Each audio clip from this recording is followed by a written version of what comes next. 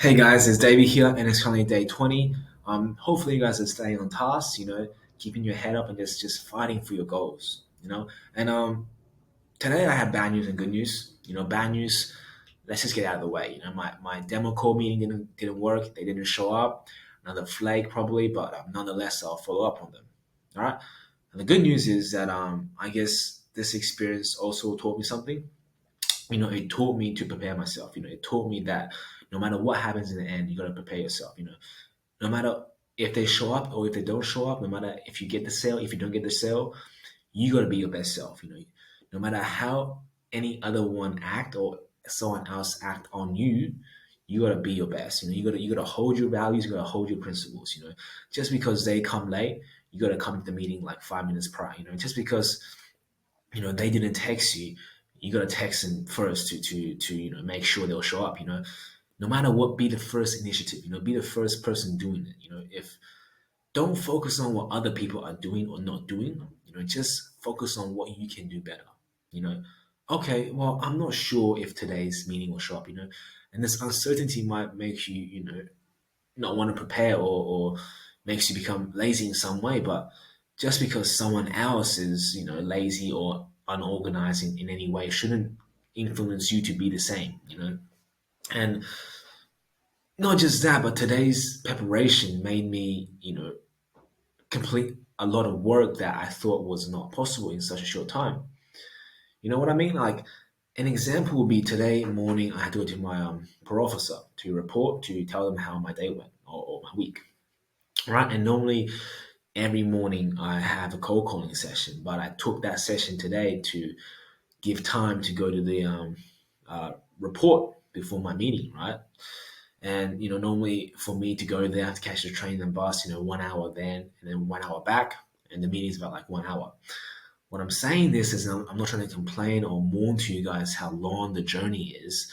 All I'm saying is when I came back, I had limited amount of time. Right? I had 2 hours to do my research, plan my presentation, make my presentation, and then rehearse it. And I thought this would be, a very long process. And I thought to myself, look, this is a lot of things to get done, right? But when you actually set a specific time to complete a task, you'll be amazed actually how much you can accomplish in such a short time. And yes, I should have done this yesterday, but obviously yesterday I had other things and I delayed things before, so I was pretty full yesterday, which is obviously a bad habit of mine. I still kind of procrastinate, but this is something that's diminishing. All right, so I guess what I'm trying to say is that what I learned today is try to limit your time on a task next time. When you do something, try set like a 1 hour period and then just see how much you can just power through, pound it through, just pound it through and see how much you can done. And it actually works, it works spectacularly. Today I managed to finish my presentation, rehearse it.